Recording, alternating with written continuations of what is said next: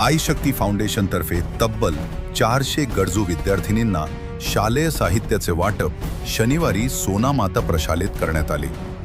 व्याहती होमाने कार्यक्रमाचा प्रारंभ झाला।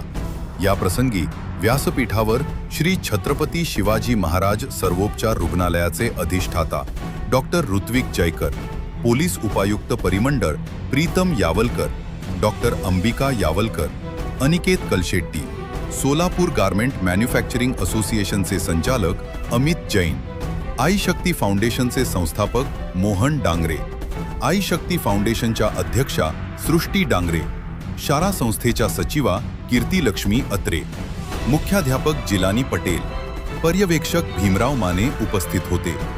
यावेळी मान्यवरांच्या हस्ते विद्यार्थिनींना दप्तर, वह्या असे शालेय देण्यात आले। सन्मित्र डेव्हलपर्सनेही गरजू मुलींना वह्या देऊन या उपक्रमात सहभाग नोंदवला।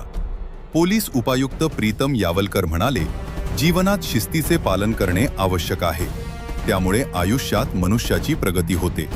आई शक्ती फाउंडेशनने केलेल्या सामाजिक उपक्रमामुळे हजारो मुली, महिलांना मोलाची मदत मिळाली आहे। संस्थेचे संस्थापक मोहन डांगरे आणि अध्यक्ष सृष्टी डांगरे हे निस्वार्थ भावनेने हे सामाजिक कार्य करत आहेत।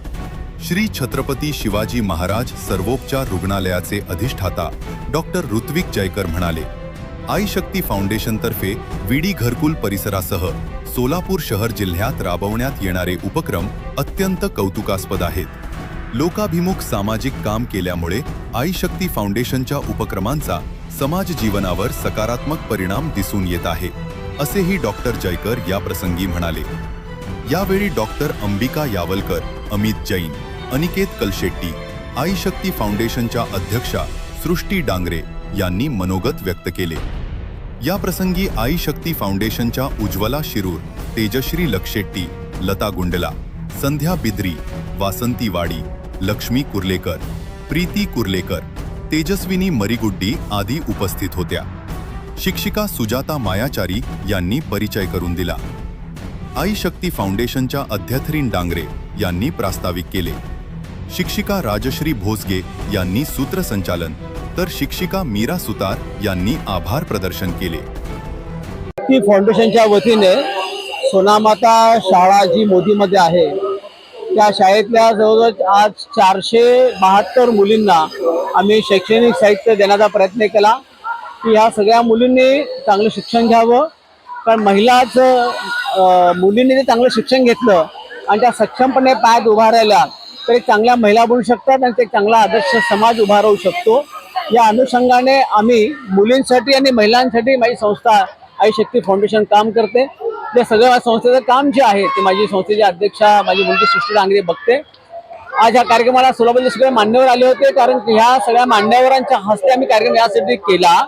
या सगळ्या मुलींनी ह्या मान्यवर जे आहेत, सोलापूरचे पोलीस उपायुक्त आहेत, सोलापूर मेडिकल कॉलेजचे डीन आहेत, एक उद्योजक आहेत, अशा सगळ्यांना मी बोलवते यासाठी की माझा प्रवास या पुढचा या उद्योजकासारखा, हे जे पोलीस उपायुक्त यांच्यासारखा किंवा एक चांगला डॉक्टर होण्यासारखा झाला तर आम्हाला आवडेल आणि त्या दृष्टीने प्रवास करावा। मग आई शक्ती फाउंडेशन साधारणतः ह्या मुलींसाठी महिलांसाठी काम करते। आमचं असं मत आहे की मुलगी किंवा महिला जर सक्षमपणे उभा राहिल्या तर समाज एक आदर्श पद्धतीने उभा राहू शकतो आणि जेवढी ताकद ज्या महिलांमध्ये मुलींमध्ये असते ती ताकद अन्य कुठल्याही घटकामध्ये नसते। त्यामुळे यांना ताकद देण्याची, यांना शक्ती देण्याची आमचा प्रयत्न असतो आणि सोलापूर शहरातल्या अनेक शाळांमध्ये आमचा उपक्रम चालतो। साधारणतः मी आतापर्यंत 2500 विद्यार्थिनींपर्यंत पोहोचलो की त्यांना शैक्षणिक साहित्य देणं, त्यांची सगळी आरोग्याची काळजी करणं। आता ह्या ज्या मुली आहेत त्या मुलीमध्ये काही जण आई वडील नाही आहेत, काही जण आई नाही आहे, काही जण वडील नाही आहेत, अशाही संख्या मोठी आहे। अशांचं आरोग्य करणं, ज्या घरात राहतात त्या काका काकू मावशींचं आरोग्य, त्यांची ट्रीटमेंट मोफत करणं असा आमचा उपक्रम चालतो, जेणेकरून हा सगळा वर्ग जो आहे तो आपल्या बरोबरीने यावा।